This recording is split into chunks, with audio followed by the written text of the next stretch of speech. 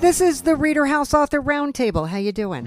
I'm Alice Stockton Rossini. Thank you so much for joining us here today. We're going to talk about something today that's a little bit uncomfortable for some people, but something so worth talking about. There is ample evidence to suggest that one of the best ways you can deal with grief, no matter what that grief is, one of the best things you can do is sit down and write about it. And sometimes those experiences become books. And through those books, the hope is more than likely to help others.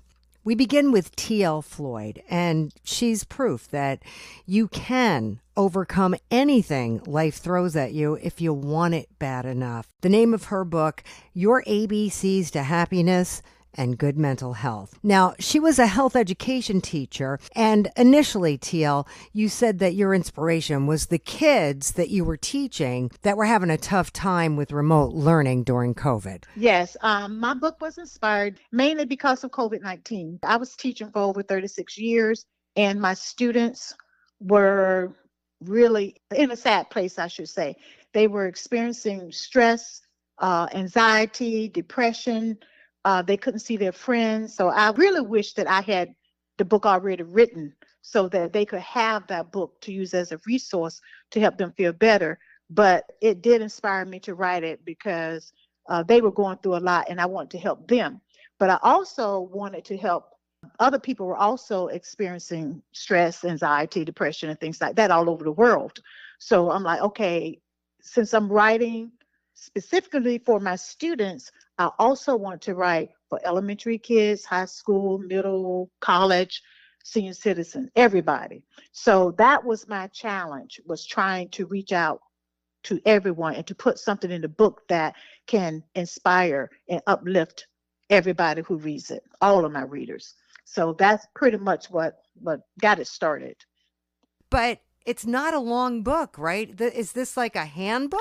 Yes, it's a self-help book laid out in letters of A through Z. They have strategies that work, that have been proven through research that actually work, but it begins with each of the letters. For example, letter A is about acknowledgement. The first thing we need to do before we can find happiness is to acknowledge that everyone is not happy all the time, and we need to learn more about ourselves and acknowledge the person who we are and know what makes us happy. And these strategies will give you an indication of things that you can use to try out to see if it actually works to help you. Everyone is different. So that's why we have a lot of strategies that have been proven through research to help people. That part is very, very important because a lot of people think that they have to be happy all the time. And if they're not, something might be wrong.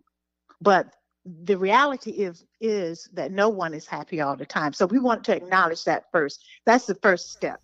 Okay. And then we go to B. So once we get to B, then we're talking about breathing exercise, because that's the first thing that happened when I lost my son. Was I had to learn how to do the deep breathing because that was devastating for me. I call it 5-7-10.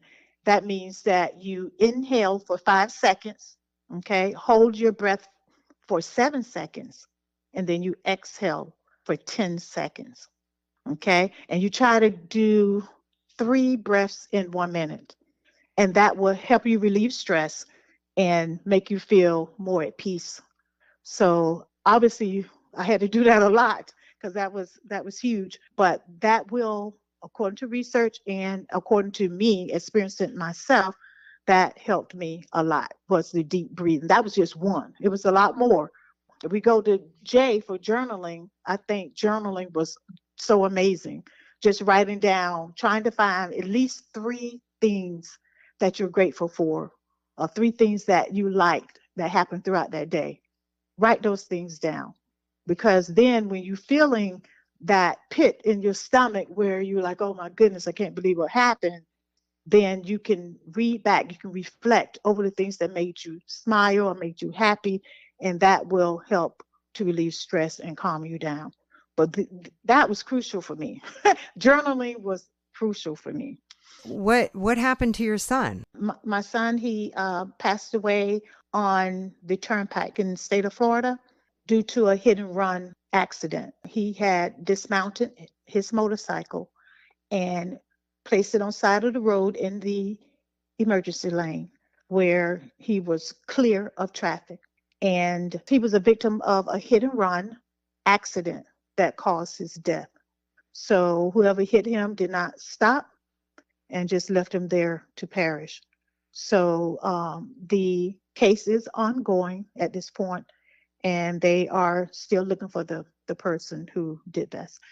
So it's sad, but that is what happened, and we're still grieving over that. But these strategies in the book helped me tremendously to get through it. And you already wrote the book when this happened? Yes, the book was already written. It wasn't published, but it was already written, and I had to go to my rough drafts in order to find my strategies to help me through it. But yeah, and that's why I know it works, because it worked for me, and a lot of my readers, they share with me that it also helped them through their most difficult times. And you're able to go out and talk about this? Absolutely. And it's therapy for me when I go out. Like, I had a book signing at Barnes & Noble. I was invited to a book club meeting, and that was wonderful.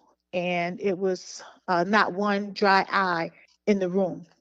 And it's just me sharing my story and connecting the strategies to the book with my story. It was priceless. But yeah, that's what happened, and that's why I'm a true believer that these strategies work, according to myself and my readers.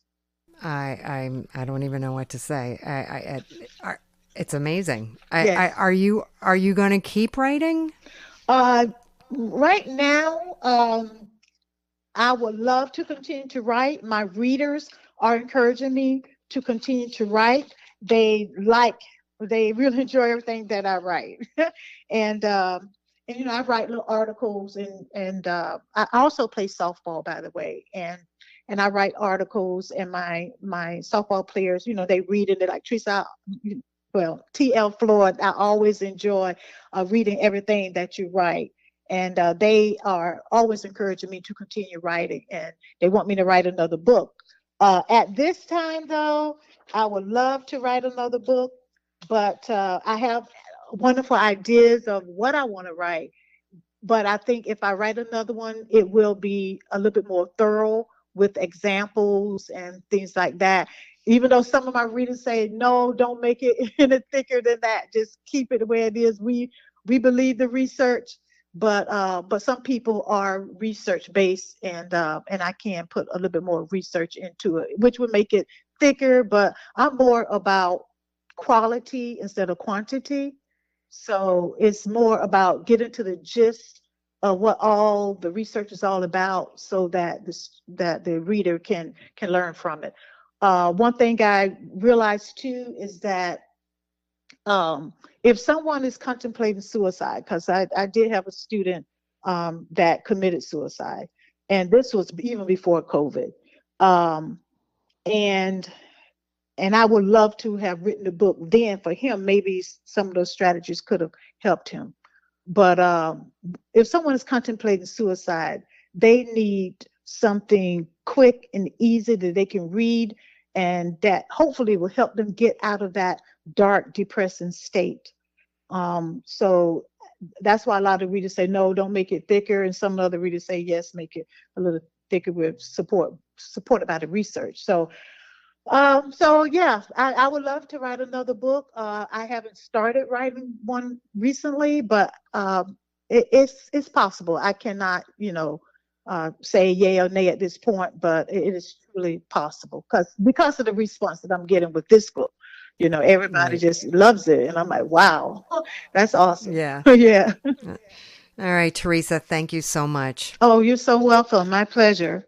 Ann Zenti was a special ed teacher for almost 3 decades, and she started writing to deal with a very traumatic experience that she went through, but in the process got an idea for a book to help young children dealing with grief. It is entitled When My Dad Died. It's only 14 pages, and The idea came to me when I struggled with my own grief. And for my granddaughter, who was only 4 at the time, I just wanted her to know that it was okay to feel everything that she felt.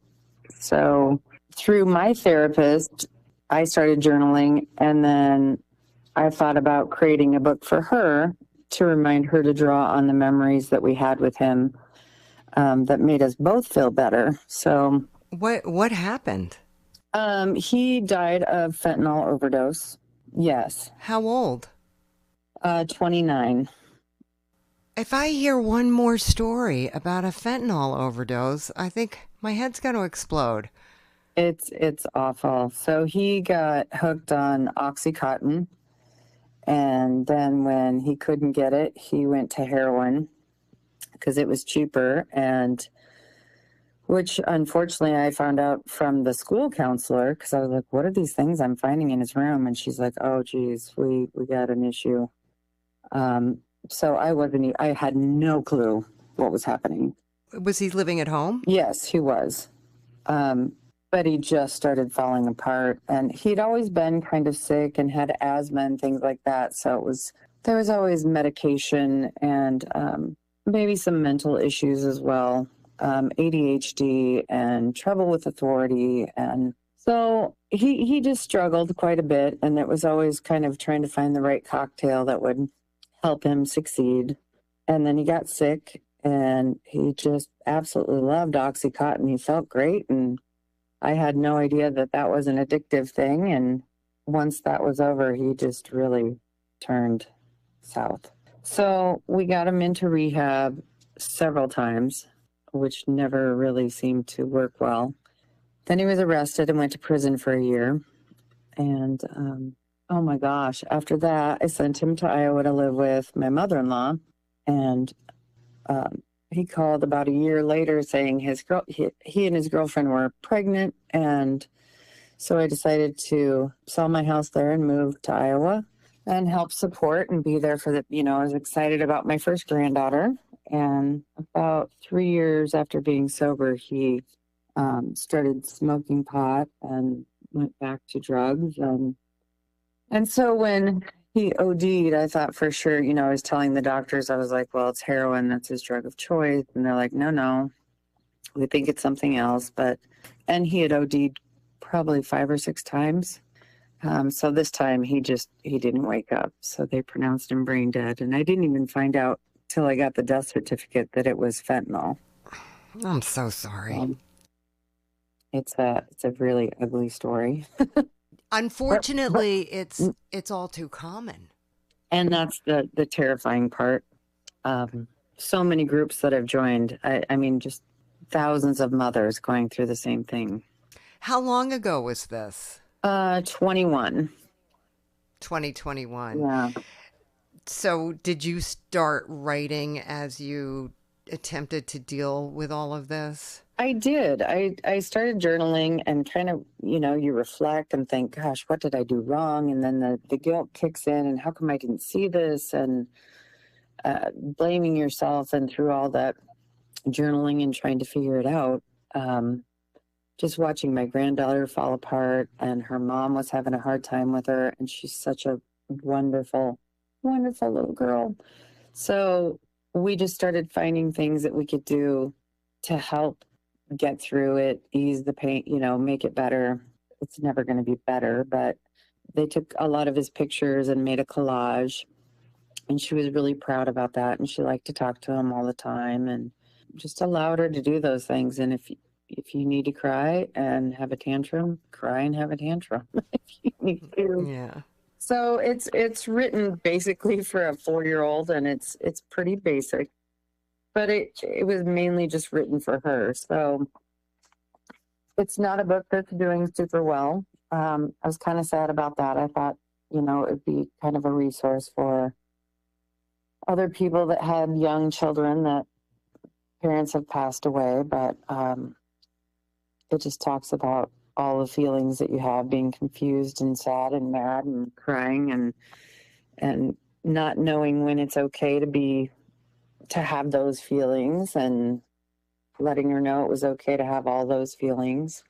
So it just has pictures of a little girl, and like the first page, it says, when my dad died, I felt so many things. I was confused. I was so sad. I was so mad. I was so scared. I watched grown-ups cry. I cried too, but I didn't know what to do. It was all right to feel the things I felt. Sometimes I didn't know how I felt. It just didn't seem real. I heard some people say he's in a better place, and I thought, what if I never get a smile on my face? So it has just 4 pictures of wondering and confusion and anger. And I guess because I'm a school teacher too, it's, you see these faces on kids every day of working through things that they don't have the coping skills for. Yeah. So trying to let kids know that it's okay to have those feelings. And then it kind of goes into, well, I want to shut down, and I want to curl up in a ball, and I miss my dad, and then some things you can do to feel better. So the collage is one of them, having those memories. It's okay to miss somebody, and it's better when we have those memories and think about the good things. And then we joined a walk. We joined quite a few walks. She isn't aware of how he died. She knows he was sick through therapists. They just said, until she's ready. And she's in therapy as well, so that's good. But just joining walks and ways to remember him. And so they had a fentanyl walk for moms, and like the walk of hope to remember our kids. We did a thing at the Capitol building where we had all the pictures of all our kids that have died of fentanyl. And that was a couple years ago. And then we did like his pictures on a billboard with 150 other kids who have died of fentanyl. And they just kind of rotate the 50, 50, and 50. But just joining support groups, I guess, more than anything. And know that there's other people out there like that. You found that helpful? Yes, very. Can you bring this book to these groups, to offer comfort to other parents? I guess I don't know how you get a book like this out there. It's not like you can just, go do a book reading. You know what I mean? It's not. Yeah. We have donated to quite a few libraries. And one of the programs that I did bring, I mentioned the book it's called Steps of Hope. Okay. And that's for a mom that lost her child. And she's actually getting Narcan in all the counties, like vending machines to reverse overdoses. So she's really done amazing things. That's great. Just knowing that there's so many people that to get rid of the stigma, to get rid of the embarrassment and all the things we think of, it's like, oh, drugs. How could you let your kid be on drugs? And well, you don't let. Right. It's like you let them. But just that fear of being judged. Yeah. So it's very helpful to join these groups, for me anyway. Yeah. So we wanted to get Phoenix involved, and her name's Phoenix. Some things like that as well. Okay. Well, hopefully it's just the beginning. And with all of these groups that you're hooked up with, I don't know. I mean, I've interviewed a lot of people over the last 15 years. I don't know many books like this one. And I hope that it's a tools that parents could use to help with coping. Because a lot of times we don't know what to do. What do you say to a kid? She came over the morning of the funeral, and the house was packed, and I was sitting on the couch, and everybody was kind of just around in the kitchen, and she goes, I don't understand. Where is my dad? And I said, well, so I had to break it down just as a teacher would. And we rode our bikes quite a bit. But we would always stop on the sidewalk when we'd see a bug that had died. And it sounds so silly, but she would always put the bug in the grass and then pick some grass, put it over it, and said, go to heaven, buddy. Oh, that is so sweet. Yeah. So, I mean, this was even before he died. So she just has a huge love for animals and anything living. So when she said, I don't understand where he is. And I said, well, he's dead. And I said, you know, when we see the bugs and we bury them and we tell them to go to heaven, I said, your dad's like one of those bugs. And everybody in the kitchen just started bawling. And I was like, we're trying to be supportive and just teach her the facts. Yeah. Yeah.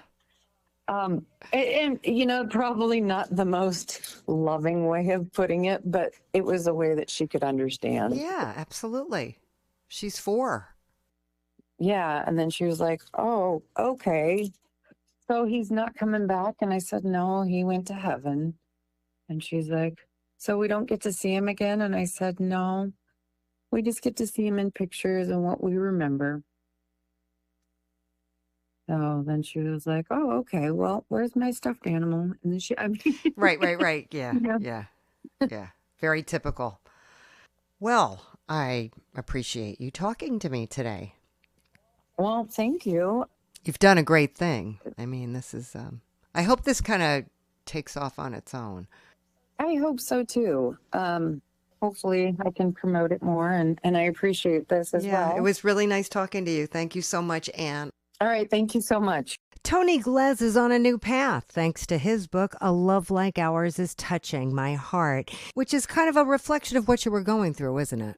I started writing in 2022 by February, and you know, during that time, my dad was very ill with cancer, and during the process of writing the book, my dad passed away too. So it was very challenging times.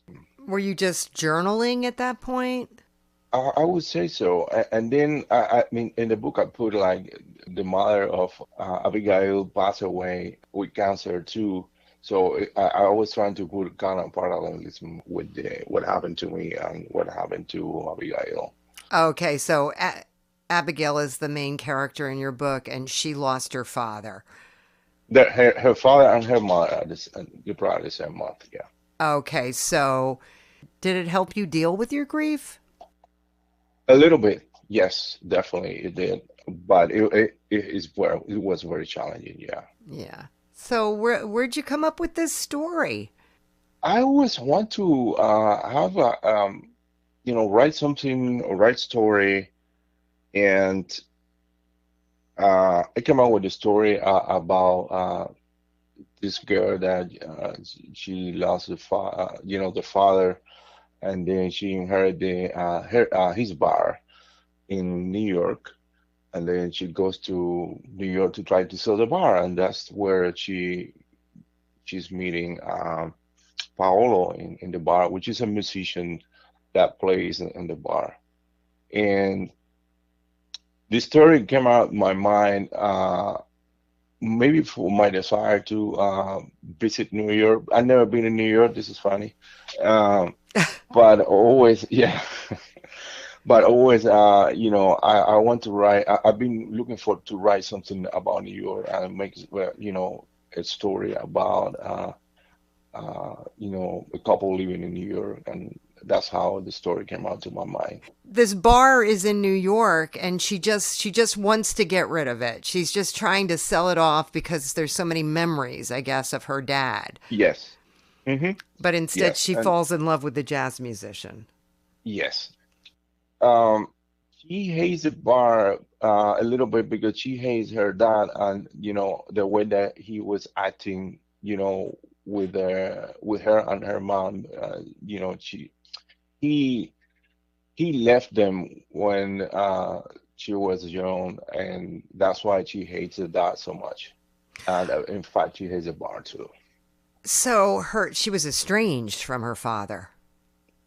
Mm-hmm. There's a conflict between the Paolo and her, how they met and how they have issues, during the relationship. There is a conflict between her, Abigail, and her dad that passed away, and she's always asking, "Why do you left her?" During the hardship times. And always she's always trying to fight against all these thoughts that she has about, her dad. And, in the story, we have a little bit of, steaming between the two characters, Paolo and Abigail, to relax a little bit, to not put too much stress in the reader when they are looking at the story. So I'm trying to have a little bit of, let's go call it like compensation of feelings, um, to make sure that the story doesn't get too beyond on the drama. And then on top of that, she come out with she went to New York to sell the bar. So she is in the middle of the big decision that I had to make, or she sell the bar or she keep it.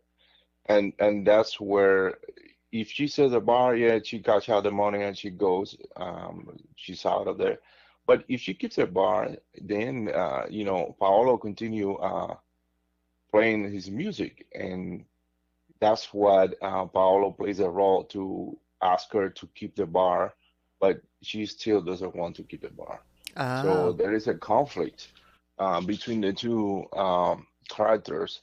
One, the owner wants to sell the bar, which is Abigail, but the musician wants to keep the bar so he can continue play his music. That's pretty much the conflict between the two. Okay. I'm curious, what does he play? He plays guitar, and So this is his job. He's going to lose his job. this is his job, basically. Yeah, he wants to keep his Yeah. job, basically. Yeah, Right. So they have kind of an adversarial relationship and then wind up falling in love. yeah. Mm-hmm. And we find out whether she sells the bar or keeps it. Oh, keeps it. Yeah. And then I would not tell any more because I want to the people to the audience try to read the book. So Okay. I think Okay. it's a good book, and it took me a little bit time to get it done. But I had a great feeling once it was done. It's amazing when you are writing something. It's like you feel that you have been created your own kid. And that's the feeling that I had when I finished the book. So it really felt good when you got it in the mail. Hmm. You saw it. Yeah. All completed. Do you think you'll keep writing? I am. I'm actually writing, and I have one first book that I got it done long time ago, which is like a tourist guide for the Northwest National Parks. Um, Oh, that one took me a little longer, very longer, like 4 years to get done, for all the research that I had to do behind. But this one was more complex on the fact of the to work on the feelings of each character. And but yeah, I have these two books, and then this one, The Love Like Ours Touching My Heart, is also, I had a Spanish version of it too. oh, that's great. Are you doing book signings? I am telling people, and then a few people that they were rating me 5 stars in Amazon. I actually, send them a signed book. Been writing to the local libraries to do those events, but I haven't get any response yet. Yeah, Yeah, sometimes you got to just walk in there or any local bookstores. yeah, we have powers here, and I have a meeting with the management. Thanks for taking the time to talk to me.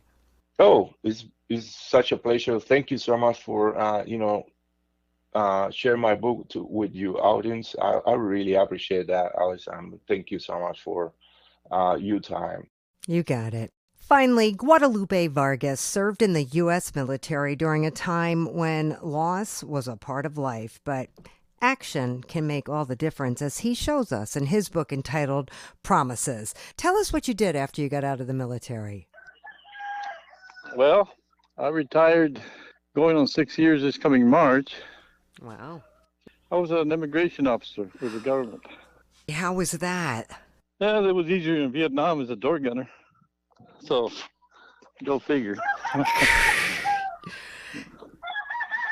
I love the rooster in the background. This is going to be really interesting. So you were in Vietnam. I was a door gunner on assault helicopter gunships. We got shot down one time, April 2nd of 71, with Chinese 51 caliber machine guns, and all four of us survived, made it home and got married. How long were you in Vietnam? 1 year. What things have you been writing since you were 7? I would just make little notes here and there, and short little stories of kids in go-karts going from Texas to Washington State, stuff like that, and running into lions and bears and creeks and canyons and all these kinds of things. But then some of my shoe shining days when I was a kid growing up, and then I got drafted, and during my tour in Vietnam, my head got cracked open with a grenade fragment on the top, from the front to the back. Oh my God. Yeah, and so I forgot a lot of things, and it took me years to reconstruct or rebuild my memory. And I lost track of everything I had written, but I continued to write poetry and little things that I thought could turn into a song. And then I guess when I was about 30, I started to write again, and I started to save some stories. So I've got quite a few stories. Okay.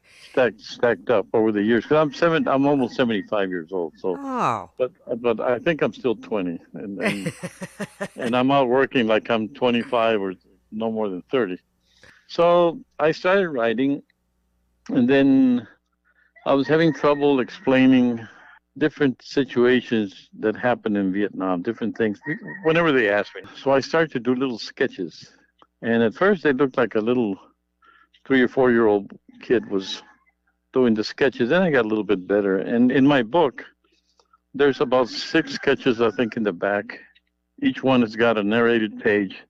Each one can turn into a story. So when I decided to write Promises, I wrote that book 15 years ago. I think is when I wrote it, more or less. And I had a friend whom passed away. And I wanted him to be remembered as if he had passed away during the war. He died afterwards, after we came home. And it's a realistic fiction. So I took my crew chief, one of my crew chiefs, was shot down with me on April 2nd of 71. And we all survived. But I put my friend as my crew chief. I made him my crew chief in my story because I wanted to remember him as one of my best friends in Vietnam. We were friends since we were maybe 13. We ran into each other in Vietnam. He got there about 3 or 4 months after I did, in the same company. And Tony Lopez, I think is his name in the book. Anyway, we're in Vietnam, and there's scramble calls, which is like an emergency calls, ran to our helicopters, and we took off. As we were flying, then the instructions came in, and supposedly there was a sniper and a spotter that had been out in the jungle for a few weeks, and they needed to get picked up because they were in real rough enemy territory. So there's a rescue helicopter with some soldiers in it, and there's 2 gunships, and I was in the second gunship, and Tony was with me. So we go out there, and they can't find him, they can't spot him. There's too many enemies out there, and they call the mission off because it's getting dark and it's too dangerous. As the rescue helicopter flies away, our sister ship follows it, and where we're going to bank to follow them, I spot the sniper and the spotter running through the jungle. So I call it in to the pilot, and there's no time for the other guys to turn back. So the pilot makes a decision to go down and pick them up, and we take off. But Tony takes a round in the chest by the enemy, and he's mortally wounded. And he calls us to his side, and the pilot, the co-pilot, sniper, the spotter, and myself, the gunner. And he says that under his bed, there's a little box. And in the box are 2 stilettos and about $600 or $700. And he wanted to buy his wife a diamond ring. He just got married before he went over there. and his wife was pregnant. She was like 19 in the story and in real life, and he was like 22. So he says, I have one request, guys, and he says, if any of you make it out alive and my wife should need help or a favor, can you help her? So we all promised to do so, and that's why the book is titled Promises. Okay. After that, he dies. Chapter 1 ends. Chapter 2, 51 years later, in Del Rio, Texas, where I live. And this couple, young couple, and their 17, 18-year-old son, they're having breakfast. The husband, the guy, he gets ready to go to work, and he works at a local bank and says goodbye and takes off. As he turns a corner, another car will come around, and two guys that are nicely dressed and with attaché case and stuff walk up to the door like salesmen. And the lady answers the door, and when she does, they shove her against the wall and shoot her twice, and then they zap the kid. They kidnap him. The grandmother, the 19-year-old girl who's now 72, comes up to this house. So she is the girl that was pregnant. The lady who's the mother is the baby they were expecting. And the kid is the grandkid.